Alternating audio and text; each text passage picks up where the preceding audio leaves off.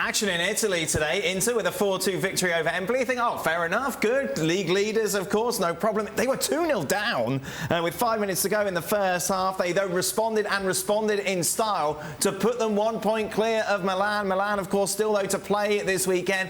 It is a league title race that will go right down to the wire. But I'll tell you what, Robert, Inter made hard work of this. They certainly did. They were 2-0 down, as you just mentioned, and Empoli were counter-attacking well. Inter weren't defending particularly well. They were creating chances, but not taking them. They had a penalty that was given and then taken away from them, which was quite rightly taken away from them. And it looked as though they were struggling. The crowd were beginning to turn on them. It was a great crowd turned out, great atmosphere inside the stadium. But two excellent goals from Lautaro Martinez, an own goal by Romagnoli, and then late on Alexis Sanchez scored. But overall, I think they had something like 37 shots, as you can see there, and Empoli only had 4, so they dominated the game. But it was a worrying time during that first half because they just couldn't score the goals.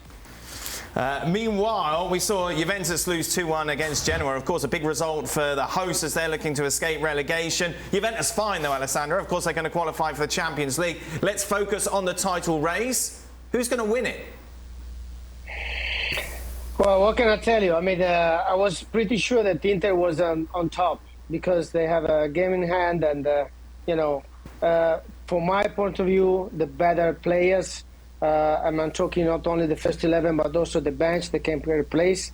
And but no, last week, when Milan won at the last second in Rome against Lazio, something changed, and all of a sudden Milan now has a chance, and they believe it from day one, and they have the strength to go till the end. Because when you constantly find a goal in the last minute, and with that kind of quality, by the way, because Tonali controlled the ball in front of the goalkeeper instead of try a first touch in somewhere, I mean, that's something special from my point of view. So it's very unpredictable. Everything can happen because I was wrong a week ago. So if I tell you now that Milan has a chance, maybe it's going to change another week. So, who do you want to win? Me? Yeah. Well, I think Milan started 2 years ago with Maldini in the club, a different kind of policy, different than everything else. They live by zero Donnarumma. They can earn, 70, 80 millions because they don't want to match his expectation. They did the same with Çalhanoğlu. And they show a very strong mentality, like the old Milan, the Milan that won everything, when I remember very well, unfortunately. So, so when you have that kind of strain inside the club, and you match with a good coach, because he's a really good man and he's doing an amazing job.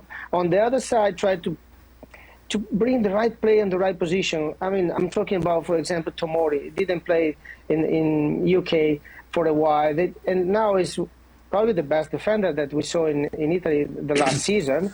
And at the same time, this kind of mentality inside the club with the bigger guy that, like Ibrahimovic, put himself at the service. I mean, I'm here. Whatever you need, I'm here. You want me as a bad guy, as a good guy, as a brother, everything, I'm here. But I want to win. So showing also that kind of mentality, that is a combination really, really dangerous. And they show that combination, to be honest. They show that energy. They show how potential they are. And now the destiny is their hands. Next up for Inter, of course, Coppa Italia against Juventus. But let's talk Champions League once again.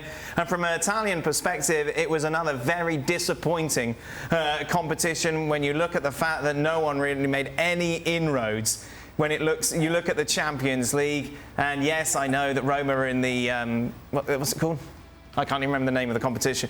Conference League. You can't use that as an argument to support why Italian football is coming back. How much of a concern is there, Alessandro, within the country that we're in a situation again where we're talking Champions League and Italian teams are nowhere near? It's the consequences of what we've been doing in the last 10, 15 years. I mean, I'm talking a large scale. I'm talking about clubs national team. Yeah, we have this amazing parenthesis last summer when we won the Euro Cup, and all deserved by the players, by the coach. But to be honest, this result that you just show and the two missing World Cup qualification for the national team, it's pretty obvious that something is wrong and something big is wrong. I mean, we don't have even a youth system that recreates talents. We need to bring all the time talent from outside, not from Italian talents. And every club facing this stuff. And back in the days, we had several problems with the stadiums. Nobody owns the stadium. Only 3 teams in Serie A, 4 teams own the stadium. So you cannot build something different. Most of the club doesn't have a proper training center, something that you compare with the big in Europe. And this is, you're going to pay that bill at some point. And they're going to pay. You're going to pay in the mentality. They're going to pay in the quality of players.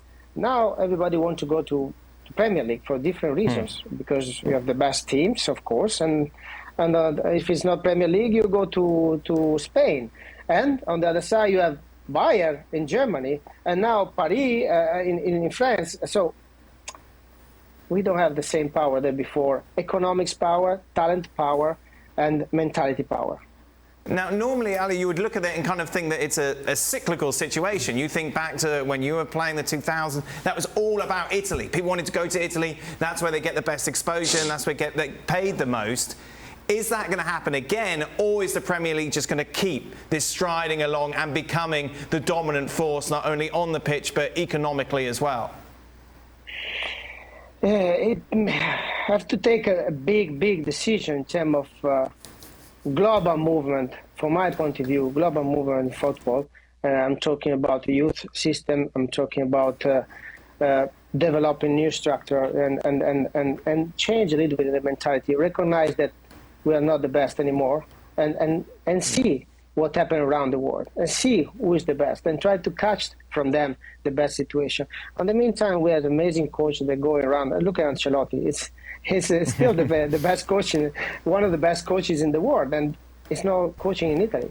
So it's so it doesn't match. I mean, so take a big courage step to go there, and have to be made by everyone.